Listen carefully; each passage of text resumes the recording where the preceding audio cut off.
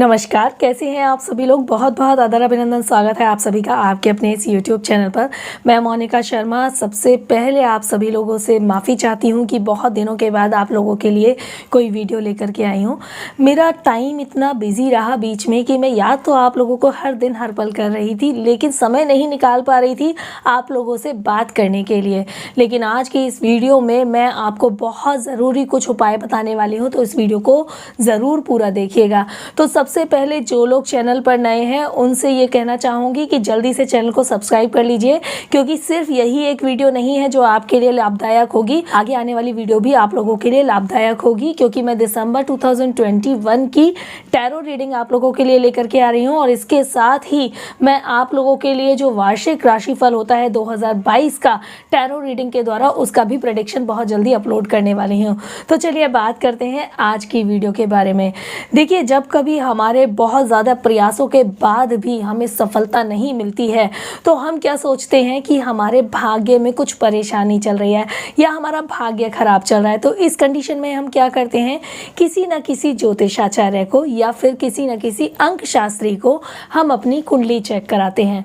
अब कुंडली चेक कराते हैं तो पता चलता है कि आपके ऊपर राहु की दशा चल रही है या आपके ऊपर केतु की दशा चल रही है। तो मानो राहु केतु की दशा सुनते ही तो ऐसा लगता है कि जैसे कि पैरों तले जमीन खिसक गई और अब तो बुरा होना तय ही है, अब तो कुछ संभल ही नहीं सकता। लेकिन ऐसा बिल्कुल भी नहीं है। राहु केतु की दशा आपको जितने बुरे फल देती है उतने ही अच्छे फल भी देती है, यदि आप इसको कंट्रोल करना सीख जाएं, इसको बैलेंस करना सीख जाएं।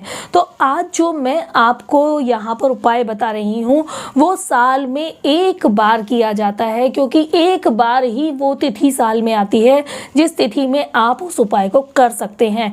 तो इस वीडियो के बताए गए उपाय को ज़रूर कीजिएगा। आपकी कोई भी राहु की दशा चल रही हो या कोई भी केतु की दशा चल रही हो, या फिर आपका कोई कोर्ट कचहरी मुकदमे का काम चल रहा हो, या फिर कोई व्यक्ति आपके जीवन पर आघात कर रहा हो जो आपको बहुत परेशान कर रहा है और आपको मानो ऐसा लग रहा है कि उससे बचना आपके लिए मुश्किल है, तो ये जो उपाय बता रही हूँ और जिस तिथि में बता रही हूँ उसमें कर लेंगे तो आपको फ़ायदा हो जाएगा। ये उपाय करना है आपको 27 नवंबर को। आज 22 नवंबर है, आज से 5-6 दिन बाद 27 नवंबर 2021 है। 27 नवंबर को ही क्यों करना है ये मैं आपको ज़रूर बताऊंगी, क्योंकि 27 नवंबर को काल भैरव अष्टमी है। काल भैरव भगवान शिव का एक ऐसा रुद्र रूप है कि यदि आप उन्हें मना लेते हैं तो आपके बड़े से बड़े संकट दूर हो जाते हैं। वो रुद्र रूप है उन लोगों के लिए जो गलत कार्य करते हैं, लेकिन यदि आप किसी परेशानी से छुटकारा पाना चाहते हैं और यदि आप उनको मना लेते हैं तो वो बिल्कुल आपकी हर तरह से रक्षा करते हैं।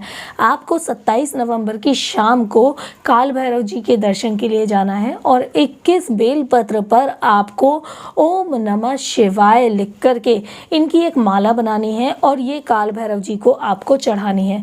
इसके साथ ही 4 मुख वाला आपको दीपक जलाना है। 4 मुख क्या होता है, जैसे आपने दीपक लिया और उसके अंदर जो आप दीपक की बत्तियां लगाएंगे वो ऐसे लगाएंगे जो चारों दिशाओं में आ जाए, इसको 4 मुखी दीपक कहा जाता है, जिसे चौमुखी दीपक भी कहते हैं।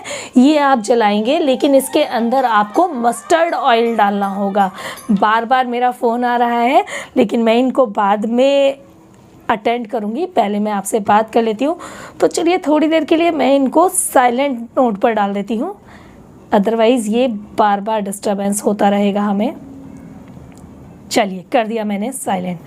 हाँ, तो मैं आपको बता रही थी कि आपको एक चौमुखी दिया ज़रूर जलाना है और ये मस्टर्ड ऑयल का होना चाहिए, इसको आपको घी का नहीं जलाना है, ठीक है। दिया जलाने के बाद आपको वहीं पर खड़े होकर के काल भैरव जी के सामने उनकी चालीसा का पाठ करना है।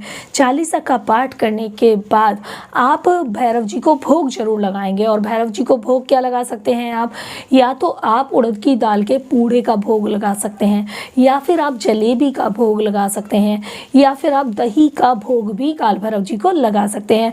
बहुत छोटे से भोग हैं जिनसे काल भैरव जी खुश हो जाते हैं। और इसके बाद हाथ जोड़ करके आपको अपनी वो परेशानी जिससे आप छुटकारा पाना चाहते हैं वो आपको काल भैरव जी के सामने ज़रूर बोल देनी है और उन पर ऐसा विश्वास करना है कि अब आपकी परेशानियां वो सारी दूर करने वाले हैं।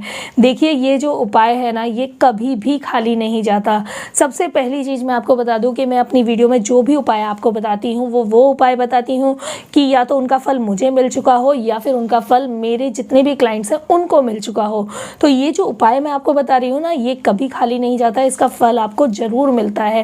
काल भैरव जी को मनाना बहुत आसान होता है, सिर्फ आप गलत कार्य करने से बचते रहें तो काल भैरव जी की कृपा दृष्टि हमेशा आपके ऊपर बनी रहती है। एक बात और कहूँगी आपको कि यदि आपके आसपास कोई ऐसा मंदिर है जहाँ काल भैरव जी की प्रतिमा है लेकिन वहाँ पर भीड़ कम होती है, वहाँ लोग कम जाते हैं, यदि आप ऐसे मंदिर में जाकर काल भैरव जी की ये उपासना करते हैं तो ये बहुत जल्दी आपको फल देती है। अब दूसरा क्वेश्चन ये आता है कि मैम हमारे घर के आसपास कहीं काल भैरव जी का मंदिर ही नहीं है, तो भी परेशान होने की बात नहीं है। जैसा कि मैंने आपको बताया कि ये भगवान शिव का रुद्र रूप है, तो इसलिए ये पूजा जो मैंने आपको बताई, आपको माला चढ़ानी है, आपको चौमुखी दिया जलाना है सरसों के तेल का, या फिर आपको भोग चढ़ाना है, तो ये सेम पूजा आप शिवलिंग पर भी कर सकते हैं। उनको आप काल भैरव का स्वरूप मान करके उस दिन ये पूजा करें और अपनी पूजा को काल भैरव जी को ही अर्पित करें मन से। मन के भाव और हृदय के भाव यदि आपके उनके साथ जुड़े रहेंगे तो आपकी पूजा ये काल भैरव जी के द्वारा ही स्वीकार्य होती है। ठीक है जी, तो ये मैंने आपको उपाय बताया है, इसको इसके बिल्कुल मत कीजिएगा। आपकी बड़ी से बड़ी परेशानियों का ये एक ऐसा समाधान है जिसका कोई तोड़ नहीं है, और इस उपाय को करने के बाद आपके जीवन में जो भी बदलाव होते हैं मुझे यहाँ कमेंट बॉक्स में कमेंट करके ज़रूर बताइएगा। तो आशा करती हूँ आपको वीडियो अच्छी लगी होगी। वीडियो अच्छी लगी हो तो लाइक तो करेंगे ही, सब्सक्राइब भी आप चैनल को ज़रूर करेंगे, लेकिन वीडियो को ज़्यादा से ज़्यादा लोगों तक शेयर ज़रूर कर दीजिएगा।